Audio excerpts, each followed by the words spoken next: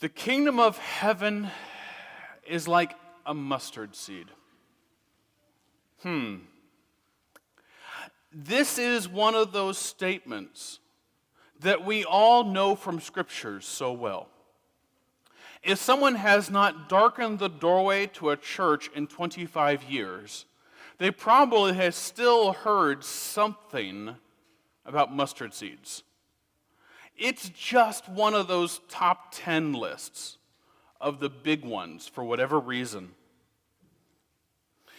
But it's good to ask sometimes, when we know something so well, do we know what it means? And if we're too quick to say yes, are we sure? Because, of course, none of us have ever made a mistake by assuming we know the answer, right? Do we know what this means? The kingdom of God is like a mustard seed. And what is this kingdom, first of all, that Jesus is teaching about? Often we are tempted to interpret kingdom language as heaven. But it's not.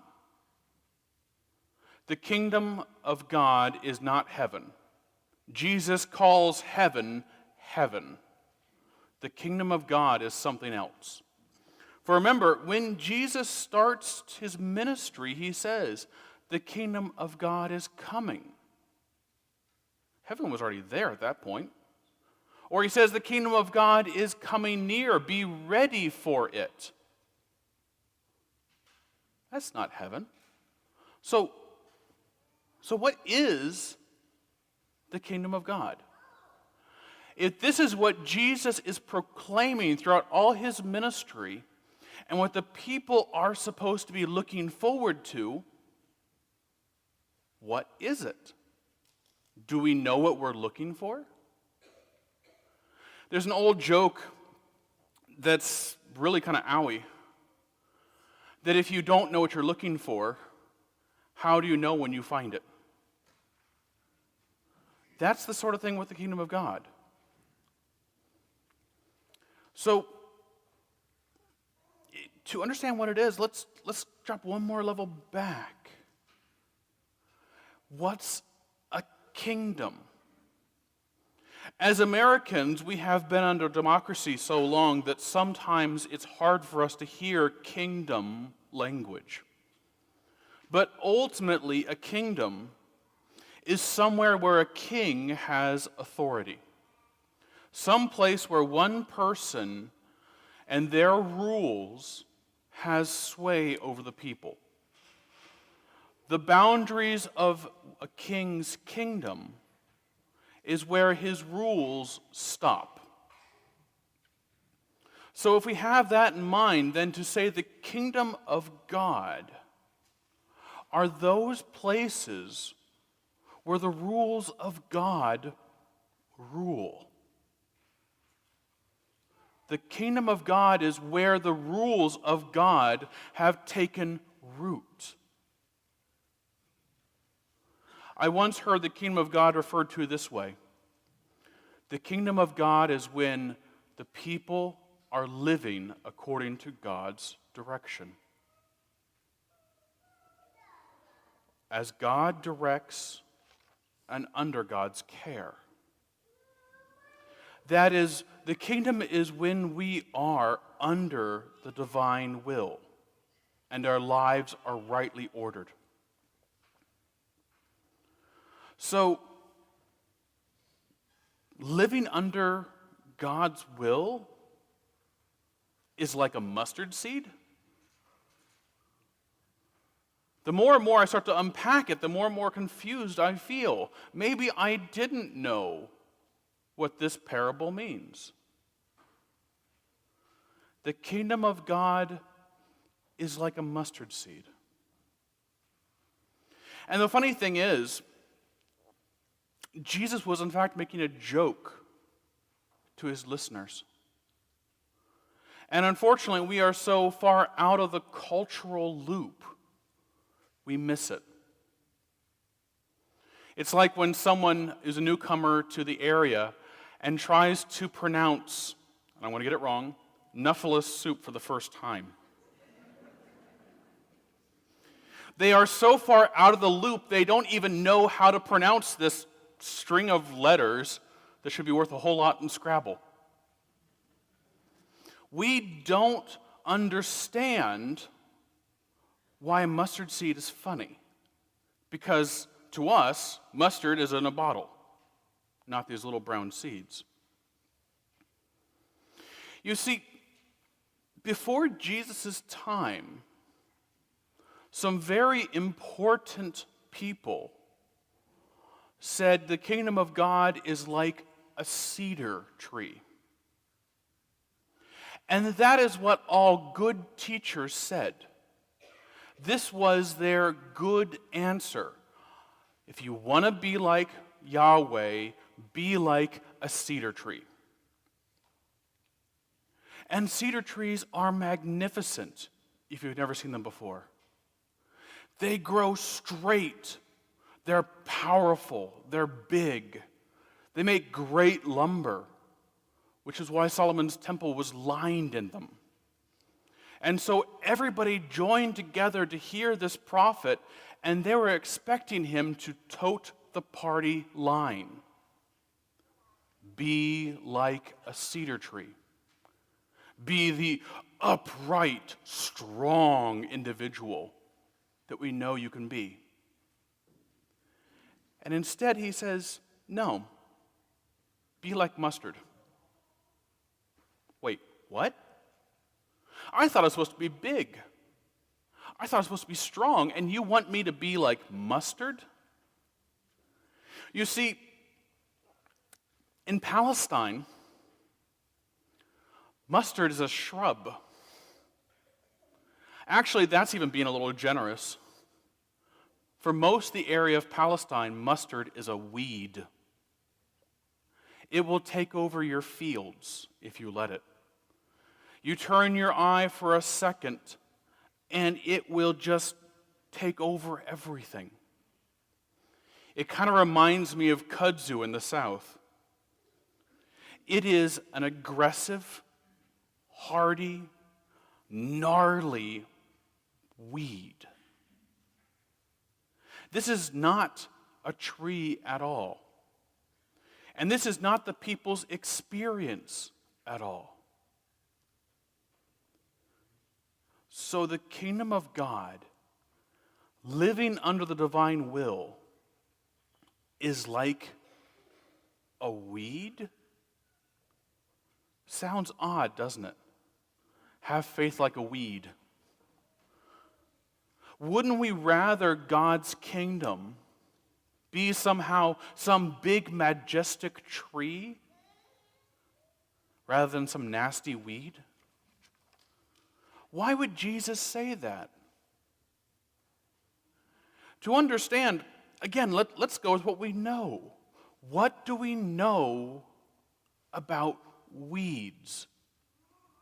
Who's ever sat on the garden in their knees trying to pull weeds out? Okay, there's a few of you. Good, I had a feeling. Everyone who's ever been there knows what it's like to fight weeds. It doesn't matter whether it's crabgrass or dandelions or wild garlic or clover or whatever. It's hard to kill off weeds. And you turn your eye for a second and they spread. You try this and then they take root. It's hard to get rid of them. You can get your whole yard weeded and it looks perfect. And then the next morning, they're back again. You might pluck this one or spray that one, but you never win against them, do you? The weeds always come back. They always return. And I'm going to guess that nature of weeds has not changed in the last 2,000 years since Christ taught this parable. So the kingdom of God is like a weed. To hear it all come together, what's going on in these few little lines, we need to think why those listening to Jesus would have needed to hear this. What were they learning? Why would they need to hear that the kingdom of God would be hard to kill off, spreads easily, and takes root everywhere? Remember, friends, that the people of Israel during Christ's ministry were an occupied country. Roman rule was absolute, and their throne was filled by a puppet king with some very nasty habits. And every time the people rebelled, their rebellion was squashed thoroughly and decisively. It was a bad time. And to make matters worse, the Romans were only the last of a whole string of foreign powers that had control of the country. Looking at their history, I'm sure that more than a few of them felt like their heyday was gone. Like they were a doomed country. They must have felt abandoned. And they must have felt like there was no hope.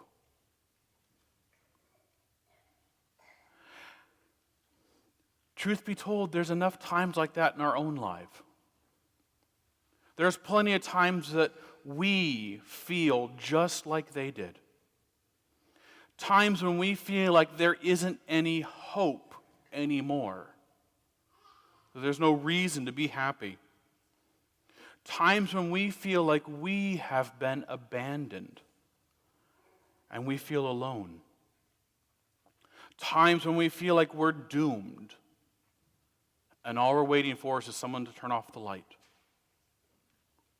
And certainly, who of us have not thought that our best days were yester? To both the original hearers 2,000 years ago, as well as to our modern ears, let us hear, no matter what, the kingdom of God is like a weed. It is tenacious. It is resilient. It is aggressive. It might feel sometimes like the outsiders are winning. It might feel sometimes like the sun will never rise again. It might feel sometimes like you've been abandoned. But there is hope. There is hope, for the kingdom of God is like mustard, like a weed. Even when the powers of earth think they've ripped it up, trampled it down, sprayed it or burned it out, it still lives on. It will still pop back up, just like a dandelion, and it will grow back stronger than ever. Just like every gardener knows, eventually the weeds will win. And this is the good news. No matter what it might feel like now, no matter how bad it might look, or no matter how dark it is outside the windows, the kingdom of God will win eventually.